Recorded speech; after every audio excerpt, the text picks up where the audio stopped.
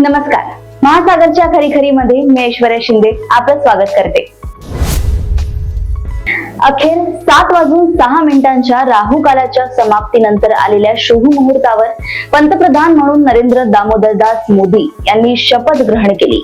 देशातील एनडीएच्या सर्वाधिक जागा निवडून आल्यामुळे त्यांचे आणि त्यांच्या सहकाऱ्यांचे शपथ ग्रहण होणे अपेक्षितच होते। इंडिया आघाडीनेही विनाकारण काथ्याकूट न करता जनतेचा निर्णय मान्य केल्यामुळे शपथ ग्रहण समारंभाला आपोआपच शोभा आली।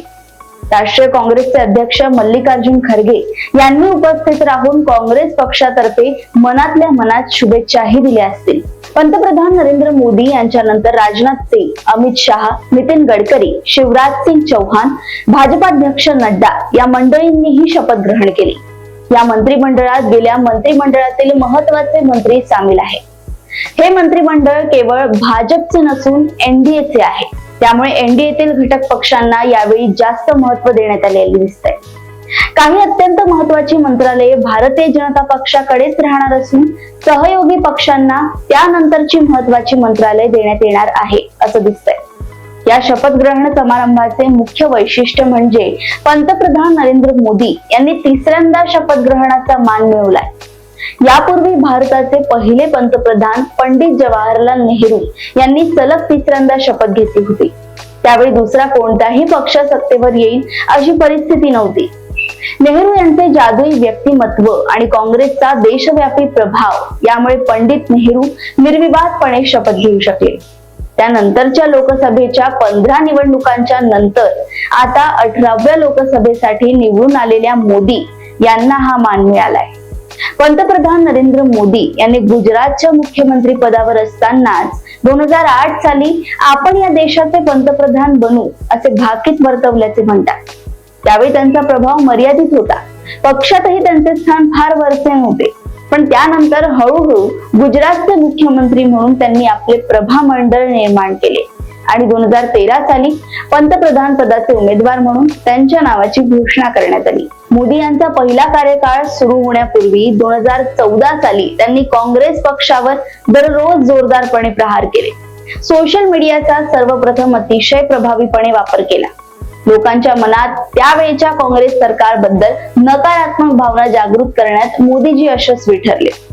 भारतीय जनता पक्षाला स्पष्ट बहुमत मिळवून त्यांनी पहिला कार्यकाल पूर्ण केला।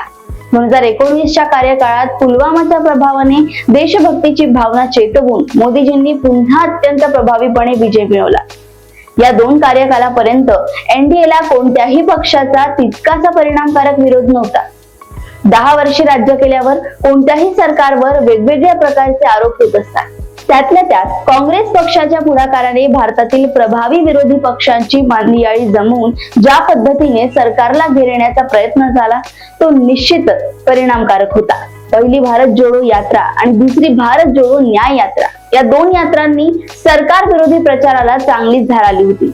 एकूणच या निवडणुकीपूर्वी मोदी सरकारचा पराभव होऊ शकतो असे वातावरण निर्माण करण्यात विरोधी पक्षांना म्हणजेच इंडिया आघाडीला यश मिळाले होते।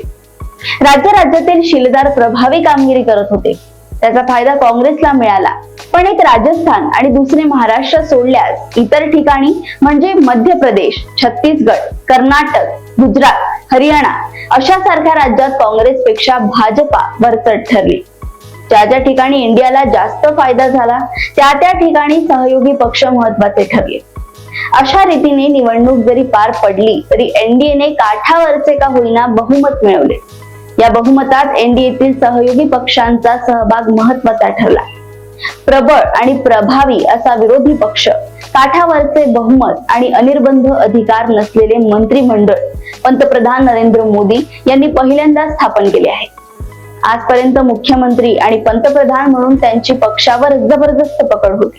आता या मंत्रिमंडळाचा इतर पक्षांच्या सहकार्यानेच कारभार चालणार आहे। भाजप सोडून इतर पक्षाचे मंत्री पीएमओ कार्यालयाचे आदेश ऐकतीलच असे नाही। त्यामुळे आता हा कारभार कशा प्रकारे चालवला जातो ते भारतीय जनतेला पाहायला मिळेल। काही असले तरी आधुनिक भारताच्या इतिहासात मोदी साहेबांनी आपल्या प्रभावी प्रचाराने नवा इतिहास निर्माण केला आहे, यात शंका नाही। मोदींच्या या विजयाबद्दल त्यांचे आणि त्यांच्या सहकार्यांचे मनपूर्वक अभिनंदन। अशाच राजकीय घडामोडी व अपडेट सोबत पुन्हा भेटूया महासागरच्या खरीखरीमध्ये। बघत राहा महासागर. आणि अजूनही तुम्ही आमच्या चॅनलला लाईक आणि सबस्क्राईब केलं नसेल तर लगेच लाईक आणि सबस्क्राईब करा आणि बघत राहा महासागर. नमस्कार.